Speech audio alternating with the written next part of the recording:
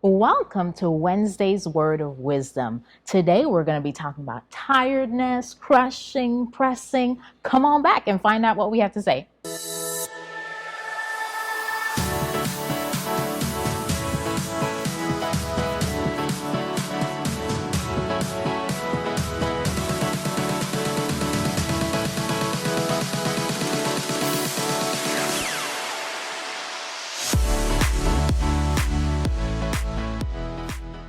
All right. Well, let's have it. David, share with them what you have on your heart today. All right. Last week, our time changed. We lost an hour of sleep. And how many of you are still trying to get that hour back? Me. I mean, the smart person, and I'll say I wasn't, will go to bed an hour early so we can actually have that hour, but we didn't do it.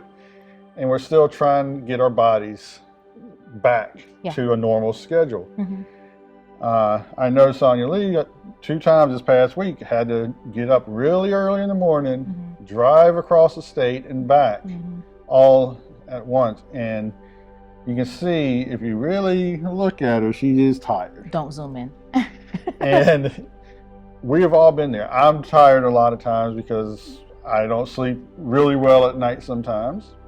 And I think a lot of times Satan uses that to his advantage. Yes. Tiredness, if we use it right and we take our naps, we do what we should be doing when we're tired, can be a good thing.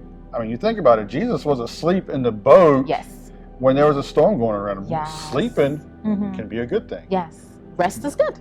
But if we're tired, a lot of times we'll take shortcuts. Yes. A lot of times we'll miss what someone is trying to do for us, someone is trying to say to us. We can miss God's voice. Yes. So how many of us can really and honestly say we have taken shortcuts in our life when we're tired? I got a story about that. Okay. Let me tell you the story. So I'm going to tell on David, right? Uh-oh. So I'm a big fan of ginger. I love the flavor of ginger. So sometimes I make myself some ginger tea.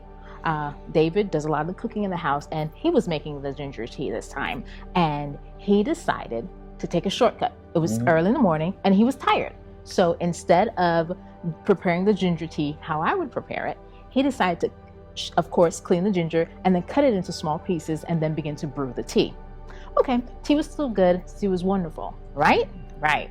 But the way the ginger is prepared to truly extract its full flavor, it has to be crushed. It has to be pressed. And we bought a little mortar set, it has a little pestle and mortar, and you mash the ginger.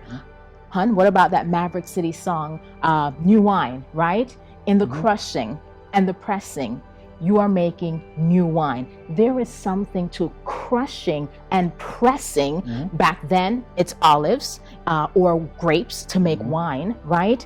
And even in this little example, ginger, and it releases the juices in such a way that neatly cutting it just doesn't get it. Taking that shortcut did not release the full potential, the full flavor of what the ginger had for us to enjoy. And I think that's what the Lord likes to do in our lives, right? There are times in our lives that we get tired. And so we decide to take a shortcut, and then we don't get released to the full potential of what the Lord has for us. There's some times we're going to have to go through some crushing. We're going to have to go through some pressing, and it is going to produce a beautiful fragrance to the Lord. It releases that full flavor of what the Lord is wanting to do in our lives. Now, we've talked about this in length, but one of the biggest shortcuts that we as Christians today like to take is reading the Bible, reading the verse of the day, and just keep on going. Yeah. Can God speak to us in that? Yes, He can. Yes, He can. But He wants us to spend more time with Him. Come on. Just like I would not have married my wife if I would have just given her a minute once or twice a week, because I wasn't pursuing. Yeah. God wants that from us. So that's one thing we should not take a shortcut in. We wouldn't take a shortcut while dating or in our marriage to build that up. We cannot take those shortcuts with God. Yeah. He wants to press and really grind us down. I mean, if you drink wine, I'm not saying anything good or bad about it. If you drink wine, you know that those grapes have been through a process to Yeah. get to that point. Mm-hmm. She talked about the crushing. Yeah. Mm-hmm. You can take a grape and you can just kind of squirt it out, but you're not going to get wine No. out of it. Mm-mm. It takes this crushing. It takes Yeah. a fermenting process. It Yeah. takes time Yes. to get that out. Yeah. Same as with the new wine that he wants to produce out of us. Yes.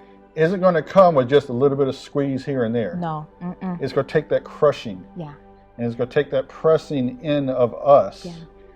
So we cannot give God those little teeny pieces. Yes. We can't take those shortcuts. Even though in our physical body Mm-hmm. we are tired, Yeah. Mm-hmm. we need to give God the best that we can. Absolutely. I hope you enjoyed that, and I hope you let that soak in for the rest of this week. Until next time, God bless you.